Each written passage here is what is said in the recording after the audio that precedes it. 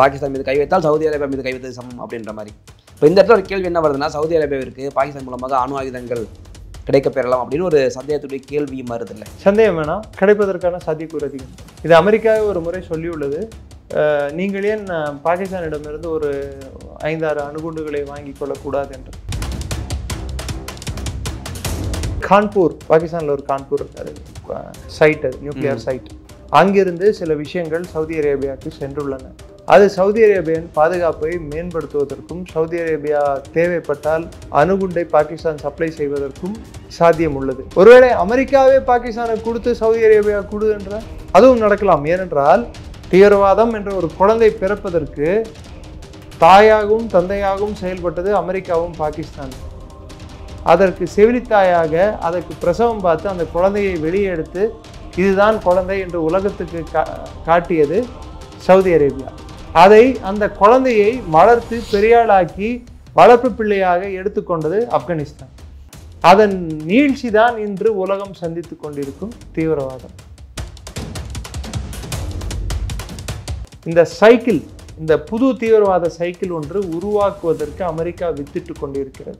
Saudi Arabia இஸ்ரேலை தாக்க வேண்டும் என்ற நிலைப்பாடுடன் இருந்தாலோ இல்லை பாகிஸ்தான் இஸ்ரேலை தாக்க வேண்டும் என்ற நிலைப்பாடுடன் இருந்தாலோ அமெரிக்கா அதை வரவேற்காது. அப்பொழுது யார் இவர்களின் குறி என்று பார்த்தால் சவுதி இராணுவமே கையாலாகாது. அதைவிட கையாலாகாத இராணுவம் எது என்றால் பாகிஸ்தான் இராணுவம். ஆனால் இது இஸ்ரேலை அழிப்பதற்கல்ல, ஈரானை சார்ந்திருக்கும் ஷியா நாடுகளை செயலிழக்க செய்யும் விதமாகத்தான் இதை நாம் முதலில் கருத வேண்டும். சவுதியின் கை ஓங்குவதற்கு பாகிஸ்தானை நாடுகிறது சவுதி. இதை அமெரிக்காவும் வரவேற்கிறது. ஹமாஸை அவர்கள் அழித்த போது கூட, காசாவை அழித்த போது கூட அவர்கள் இவ்வளவு பதறவில்லை. அதே கொத்தாரில் இருக்கும் ஹமாஸை அழித்தவுடன் இவர்கள் பதற வேண்டிய தேவை என்ன? இரண்டாவது, ஹவுத்திகள் இருப்பது அவர்களுக்கு பிரச்சனையாக உள்ளது. ஹவுத்திகளை முடித்துவிட்டால் ஈரான் தனியாக ஒரே நாடாக தனிமைப்படுத்தப்படும். அதற்கப்புறம் ஈரானை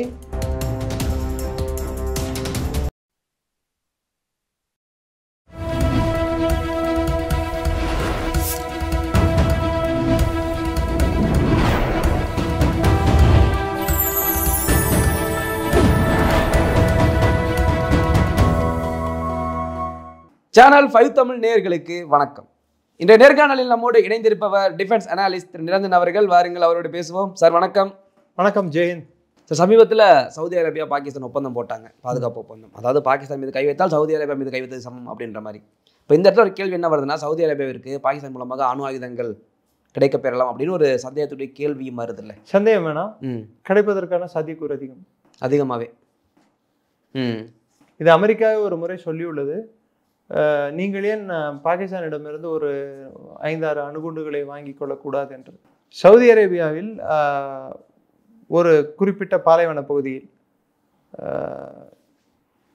அங்கே ஒரு சீக்ரெட்டான ஒரு ஹெலிபேட், அண்டர் கிரவுண்ட் சிஸ்டம் மலைப்பகுதியில் அமைக்கப்பட்டுள்ளது.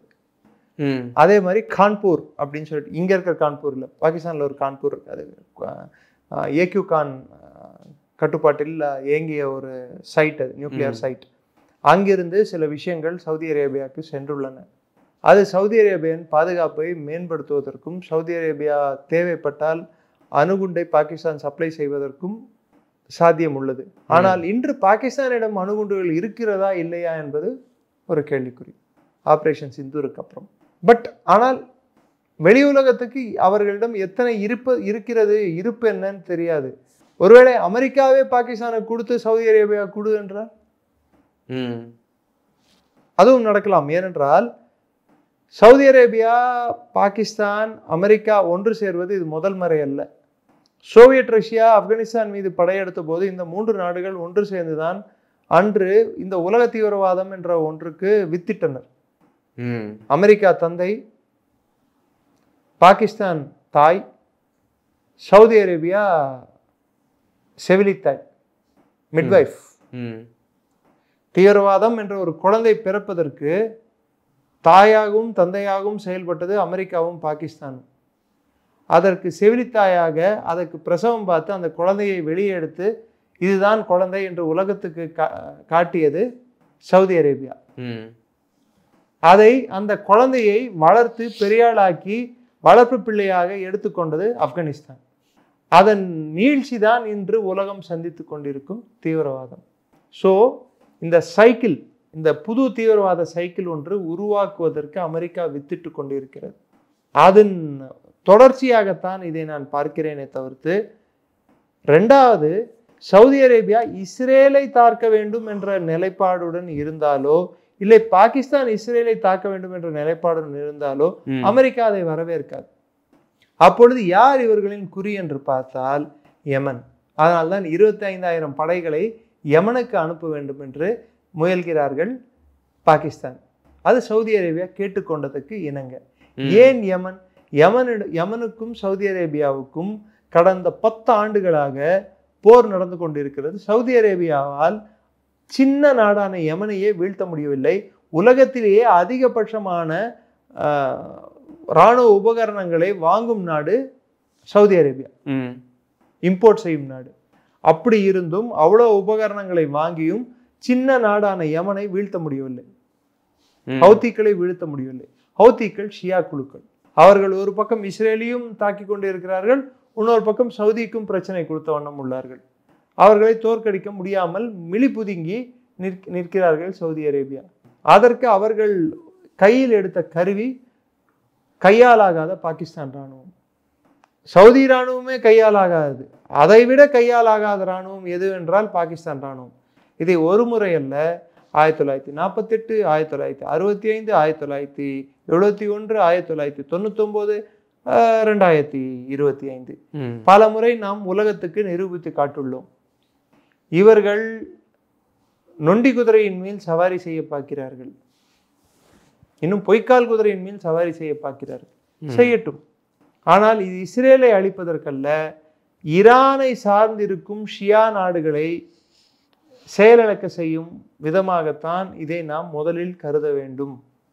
சவுதியின் கை ஓங்குவதற்கு பாகிஸ்தானை நாடுகிறது சவுதி. இதை அமெரிக்காவும் வரவேற்கிறது.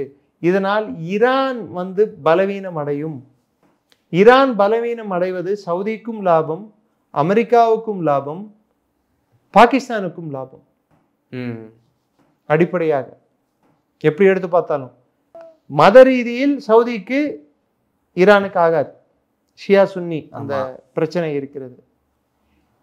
கோட்பாடு, கொள்கை, அரசியல் ரீதியில் ஈரானுக்கும் அமெரிக்காவுக்கும் ஆகாது. எல்லை பிரச்சனை ரீதியில் ஈரானுக்கும் பாகிஸ்தானுக்கும் ஆகாது. ஈரானின் கை ஓங்கியது எங்கே என்றால் சிரியாவில், லெபனானில், யமனில். முதல் லெபனானை அழித்தார்கள், பிறகு சிரியாவில் ஆட்சி மாற்றத்தை ஏற்படுத்தினார்கள். அதில் சவுதி தான் பின்புலமாக செயல்பட்டது, டர்க்கியும் சவுதியும். ஒரு தீவிரவாதியை ஒரு நாட்டின் அதிபராக மாற்றினார்கள். இப்பொழுது யமனில் பிரதமரை கொண்டிருக்கிறார்கள். அது இஸ்ரேல் தாக்குதலில் தான் கொன்றார்கள் என்கிறார்கள். இதில் இஸ்ரேலும் சவுதியும் எந்த அளவுக்கு ஒன்றாக செயல்படுகின்றன என்பதை நாம் கவனிக்க வேண்டும். ஈரானை இஸ்ரேல் தாக்கிய போதோ அல்லது அமெரிக்கா போய் ஈரானை தாக்கிய போதோ சவுதி வாய்மூடி மௌனம் காத்தது. சவுதிக்கு இருக்கக்கூடிய மிகப்பெரிய அச்சுறுத்தலே இன்று ஹவுத்திகள், ஈரான், இஸ்ரேல் அல்ல. அவர்கள் இஸ்ரேல் மீது அவர்கள் வெளியே காட்டிக்கொள்வதும் உள்ளே அவர்களுக்கு இருக்கக்கூடிய பல்வேறு விதமான ஒரு உடன்படிக்கைகளும் வேற லெவலுக்கு இருக்கு. அப்ரஹாமிக் அக்கார்ட்ஸ் என்று போன முறை ட்ரம்ப் இருந்தபோது யுஏஇக்கும் இஸ்ரேலுக்கும் ஒரு ஒப்பந்தத்தை ஏற்படுத்தினார். கிட்டத்தட்ட சவுதிக்கும் இஸ்ரேலுக்கும் ஒரு ஒப்பந்தம் ஏற்படும் நிலைமையை எட்டிவிட்டது. அப்பொழுது இஸ்ரேலுக்கும் சவுதிக்கும் ஒரு சுமூகமான உறவு ஏதோ ஒன்று தொடர்ந்து கொண்டேதான் இருக்கிறது.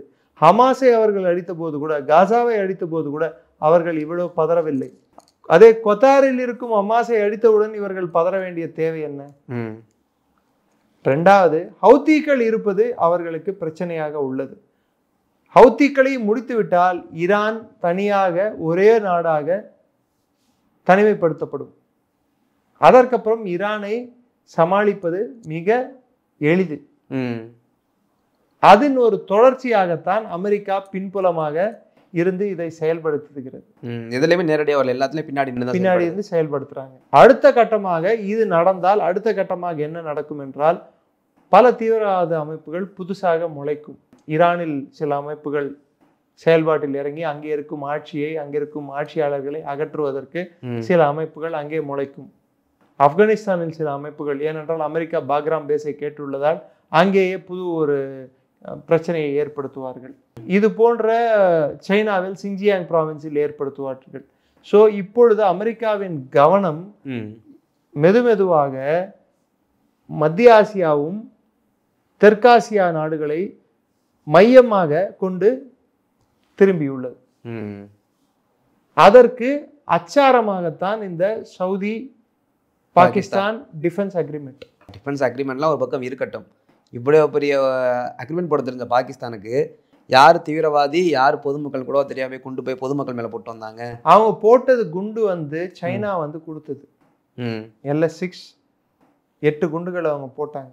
ரெண்டாவது, அவர்கள் ஏர்பேஸ் வந்து திரும்பியும் பயன்பாட்டுக்கு வந்து விட்டது என்று உலகத்துக்கு காட்ட வேண்டும், குறிப்பிட்டு இந்தியாவுக்கு காட்ட வேண்டும். இந்தியா மீது குண்டு போட வந்தால் நம்ம உதப்போம். சும்மாவே இவர் சாமி ஆடுவார் பிரதமர், விடமாட்டார். நுழைஞ்சு பாரு, ட்ரை.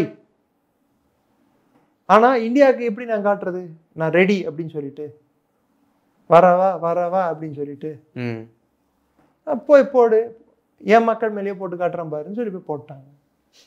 இல்லை, பக்கத்து நாட்டை நம்ம போர்த்தெடுப்பது கூட எது தீவிரவாதி எது பொதுமக்கள்னு அடுத்த நாட்டில் தெரிஞ்சுக்கிட்டு தீவிரவாதிகள் மேலே கொண்டு போட்டான். சொந்த நாடு சொந்த மக்கள் எது தெரியாதா? சால சிறந்த உளவுத்துறையை வச்சுட்டு இருக்காங்க, அவங்களுக்கு தெரியாது. உங்களுக்கு எனக்கு தெரியுமா? ISI போன்ற உளவுத்துறையை வச்சுட்டு இருக்கவங்களுக்கு அவங்களுக்கு தெரியாதா என்ன பொதுமக்களுக்கு தான் இருக்காங்கன்னு சொல்லி தெரிஞ்சேதான் போட்டாங்க. தெரிஞ்சே? ஆமா. இதென்ன புதுசா? நாளைக்கு அங்க இருக்கக்கூடிய மக்கள் வந்து தேரிக்க தாலிபானுக்கு அவங்களுக்கு எந்த ஹெல்ப்பும் பண்ணக்கூடாது, அந்த மக்கள் வந்து பாகிஸ்தான் இராணுவத்துக்கு அடிபணிந்து இருக்க வேண்டும். ரெண்டாவது, பலூச் மக்களுக்கும் தாலிபான் அங்கே இருக்கக்கூடிய புஷ்தூன் மக்களுக்கும் இருக்கக்கூடிய உறவை துண்டிக்க வேண்டும். ஆப்கானிஸ்தானுக்கும் தாலிபானுக்கும் தேரிக்க தாலிபானுக்கும் ஒரு அச்சுறுத்தலை ஏற்படுத்த வேண்டும். பாத்தியா எங்களிடம் எவ்வளவு வலிமையான விமானப்படை இருக்கிறது, பாத்தியா நாங்கள் என்ன செய்ய முடியும் என்று போட்ட குண்டு தான் இது. உள்நாட்டில் அவர்கள் இதை வைத்து பல்வேறு விஷயங்களை அவர்கள் மக்களுக்கே தெரிவிக்க நினைத்தார்கள். முதலில் பலூச்சிகளுக்கு சில விஷயத்தை தெரிவிக்க நினைத்தார்கள். அடுத்து அங்கிருக்கும் கைபர் பக்துன்வா மக்களுக்கே தெரிவிக்க நினைத்தார்கள். தேவைப்பட்டால் உங்களை கூட கொல்ல நாங்கள் யோசிக்க மாட்டோம்.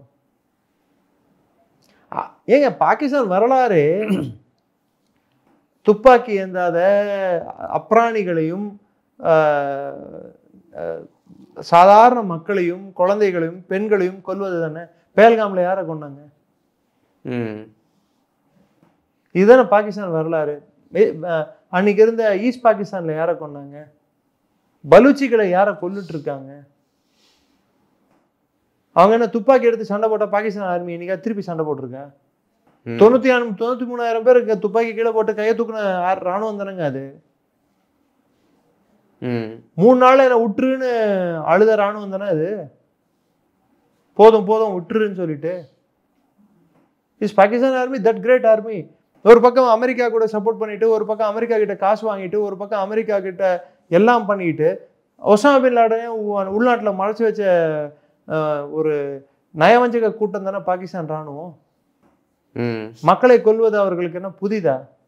இல்ல அந்த நாட்டு மக்கள் மத்தியில் ஒரு கிளர்ச்சி ஏற்படாதா? இப்படி ஒரு கீழ்த்தரமான வேலை செய்யறாங்க. ஆல்ரெடி ஏற்பட்டிருக்கு. பெஷாவரோட கமாண்டரோட வீட்டு முன்னாடி 12 சடலங்களை போட்டு எங்களுக்கு நியாயம் தேவை என்று மக்கள் போராட்டம் நடத்தி உள்ளார்களே. அடுத்த கட்டம் போராட்டமாக இருக்காது. பாகிஸ்தான் ராணுவம் எங்குமே போகாத வண்ணம் கைபர் பக்துன்வா மாகாணம் மாறக்கூடும். இப்ப நடந்துட்டு இருக்கிறதோட இதுக்கு 4 மடங்கு பிரச்சனை இனிமேல் அதிகமாகும். பாகிஸ்தான் தான் அழிவை தானே தேடிக்கொண்டு இருக்கிறது. கில்லர் முனீரின் காலகட்டத்தில் பாகிஸ்தான் சல்லி சல்லியாக உடையும். அவரின் கைக்கூலியான ஷாபாஸ் ஷெரீப் அதை பார்த்து கொண்டிருப்பார். அவர் வெறும் வெஸ்ட் பஞ்சாபுக்கு பிரதமராக தொடர்வார். அந்த பஞ்சாப் என்றால் வெஸ்ட் பஞ்சாப் என்றால் பாகிஸ்தான், பாகிஸ்தான் என்றால் வெஸ்ட் பஞ்சாபாக மாறும் நிலை ஏற்படும். அதற்கு கில்லர் முனீர் வந்து ஃபெயில்டு மார்ஷலாக இருப்பார். அவரின் கைப்பாவையாகவும் கைக்கூலியாகவும் திரு ஷாபாஸ் ஷெரீப் தொடர்வார். சரி சார், இந்த முனீரின் காலத்திலேயே பலுச்சிஸ்தானுக்கான விடிவு காலம் பிறக்குமா பிறக்காதா? முனீரோட காலம் எத்தனை நாள் இருக்குன்னு அதை முதல்ல பார்க்கலாம். இல்ல, அவர் அதை ஒரு காரணமா வச்சு தன்னுடைய அந்த பதவி காலத்தை உயர்த்தி கொண்டே போக 5 வருஷம் வரைக்கும் நீடிக்கிறதுக்கு சான்ஸ் இருக்குன்னு சொல்றாங்க. பட் ஆனா அவருக்கு எதிரான கிளர்ச்சியில பல்வேறு ஜெனரல்கள் ஈடுபட்ட வண்ணம் உள்ளார்கள். பாகிஸ்தான் ராணுவத்தில் ஒரு அதிருப்தி வளர்ந்து கொண்டிருக்கிறது. எப்படி ஜியா உல்லாக்கோட பிளேன் ஒரு நாள் சடனா கிராஷ் ஆயிடுச்சு, அது மாதிரி ஆசிம் முனீர் பிளேன் கிராஷ் ஆனா கூட அதிசயம் இல்லை. அங்கதானே கிராஷ் ஆகும், இந்தியாவுக்குள்ள வந்து எதுவும் கிராஷ் ஆகாது. ஜியாவோட பிளேன் அங்கதானே கிராஷ் ஆச்சு. பாவல்பூர்ல இருந்து புறப்பட்ட விமானம் புறப்பட்ட சில நிமிடங்கள்லயே கிராஷ் ஆயிடுச்சு. அதே போன்று முனீரின் விமானமும் கிராஷ் ஆனால் கூட வைப்பதற்கு ஒன்றும் இல்லை. நடக்கலாம், பாகிஸ்தானில் எதுவும் நடக்கலாம். இல்லை, பாகிஸ்தானே நம்ம இவ்வளவு விமர்சனங்கள் நம்ம மட்டும் இல்லை, உலக நாடுகளே யாரும் வந்து ஆதரவாக பேசி பார்க்கல, இந்த துருக்கி இந்த சவுதி அரேபியா தவிர்த்து. அப்படிப்பட்ட அந்த நாட்டை நம்ம இருக்கக்கூடிய இங்கே சாம் பிட்ரோடா, காங்கிரஸினுடைய அகில இந்திய தலைவர், ராகுல் காந்தியின் குரு, அவர் சொல்கிறார் பாகிஸ்தான் போகிறதே சொந்த வீட்டில் போய் இருக்கிற மாதிரி இருக்குது, சொந்த வீட்டில் போய் குண்டு போட்டுக்கிட்டு இருக்கோமா நம்ம. சரி, அவரை விடுங்க. அவர் அமெரிக்காவில் ரொம்ப நாள் இருந்ததால் அமெரிக்காவின் வியாதி அவரையும் தொற்றி கொண்டது. ஏனென்றால் அமெரிக்கர்கள் ஜனநாயகம் ஜனநாயகம் என்று கூவிக்கொண்டே சர்வாதிகாரி நாடுகளுக்கு பின்தொடர்ந்து செல்வார்கள். அதுதான் அமெரிக்க ஜனநாயகத்தின் வரலாறு. உலகத்தில் இருக்கக்கூடிய எல்லா சர்வாதி நாடுகளுக்கும் பின்னாடி அதாவது ஏங்கியது யார் என்றால் சிஏஏவும் அமெரிக்காவும். அதுக்கு பல உதாரணங்கள் என்னால் சொல்ல முடியும். ஜியாவுல்லாக்கு பின்புலமாக இருந்தது யார்? ஒரு காலத்தில் சதாம் ஹுசேனுக்கு பின்புலமாக இருந்தது யார்? இது மாதிரி எத்தனை உதாரணங்களை என்கிட்ட கேட்குறீங்களோ அத்தனை உதாரணங்களை என்னால் சொல்ல முடியும். அகஸ்டோ பின்சோட்டுக்கு பின்புலமாக இருந்தது யார்? இது மாதிரி சொல்லிக்கிட்டே போகலாம், வரலாறு நீண்டுகிட்டே போகும். ஸோ அவர்கள் ஜனநாயகம் சொன்னால் எந்த நாட்டிலையும் ஜனநாயகத்தை அமெரிக்கா காப்பாற்றியதாக எந்த ஒரு வரலாறும் இல்லை. அதில் பாகிஸ்தான் விதிவிலக்கும் இல்லை. ஸோ பாகிஸ்தானை பொறுத்தவரை அவர்கள் நீங்கள் சொல்கிற மாதிரி அமெரிக்கா வந்து எதுவும் பண்ணாதா, அமெரிக்கா கேட்காதா அப்படின்னா, அமெரிக்கா ஏன் கேட்கணும்? அமெரிக்காவை பொறுத்தவரை அவர்களின் தேவையை பாகிஸ்தான் பூர்த்தி செய்யும் வரை, அமெரிக்காவை பொறுத்தவரை பாகிஸ்தான் ஒரு சிறந்த ஒரு தொழிலாளி, அவர்களுக்கு கூலிப்படை, ஏவல் படை.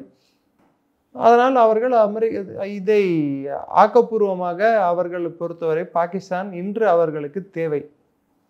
அந்த அணுகுமுறையின்படி பாகிஸ்தானுக்கு என்ன தேவை இருக்கிறதோ அவர்களை வைத்து என்ன சாதிக்க முடியுமோ அதை அவர்கள் சாதிப்பார்.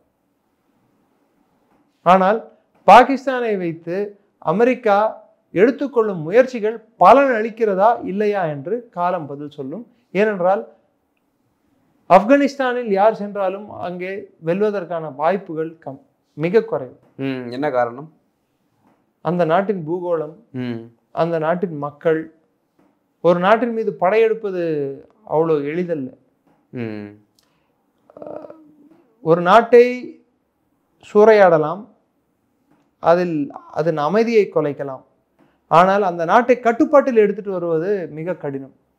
இது வியட்நாமில் அமெரிக்கா கற்றுக்கொண்ட பாடம். அது ட்ரம்ப் மறந்து விட்டால், ஒரு முறை அவர் வியட்நாமில் என்ன நடந்தது என்று அவர் வரலாற்று பக்கங்களை திருப்பி பார்த்தால் நல்லது. அதேதான் இப்பயும் நிலைமை. டெஃபினட்டா தான் நடக்கும். ஆப்கானிஸ்தான்ல இவங்க கால் வச்சாங்கடான்னா அடி நிச்சயம், தப்பாது. பாகிஸ்தானை பொறுத்தவரை இருதலை கொல்லி. அவங்க சைனா பக்கம் சாயணுமா, அமெரிக்கா பக்கம் சாயணுமா, என்ன பண்ணணும்னு அவங்களுக்கு புரிய மாட்டேங்குது. ரெண்டாவது, பாகிஸ்தான் பொருளாதாரப்படி சவுதி அரேபியா கிட்ட இருந்து $4 கிடைக்குதுன்னா அவங்க கூடயும் அக்ரிமெண்ட் போடுவாங்க, எவங்க கூடயும் அக்ரிமெண்ட் போடுவாங்க. பட் அது அவங்களோட ட்ரம்ப் இருக்கிற வரைக்கும் ஓகே. நாளைக்கு ட்ரம்ப்போட ஜனாதிபதி ஆட்சி காலம் மாறிடுச்சுன்னா, அதுக்கப்புறம் போக்கு மாறிடுச்சுன்னா அமெரிக்கா பாகிஸ்தானோட நிலைமை என்ன? ஆசிம் முனீரின் நிலைமை என்ன?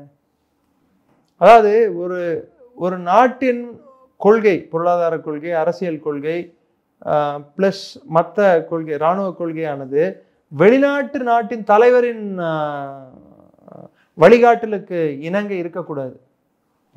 உங்க நாட்டில் இருக்கக்கூடிய தலைமைக்கு இணங்க இருக்க வேண்டுமே தவிர்த்து அந்த நாட்டு தலைவர் என்ன சொல்கிறாரோ அவரின் கண்ணசைப்புக்கு நீங்கள் செவிசாய்த்தால், இல்லை அவர் கண்காட்டினால் நீங்கள் ஆட்டம் பிடித்தால் எவ்வளவு தூரம் ஆட முடியும்? So they are dancing to the tunes of America. அங்கே டியூன் போடுறவனே இல்லை அப்படின்னு சொல்லி ஆயிடுச்சுன்னா, இல்லை டியூன் போடுறவங்க மாறிட்டாங்கன்னா அப்போ பாகிஸ்தானோட நிலைமை அதோகதி தான். அதுதான் நடக்க போகுது. எங்களுடைய பல்வேறு கேள்விகளுக்கு உங்கள் நேரத்தை ஒதுக்கி பதில் நம்பிக்கை ரொம்ப நன்றி. தொடர்ந்து பேசுவோம். ஜெயின், நன்றி.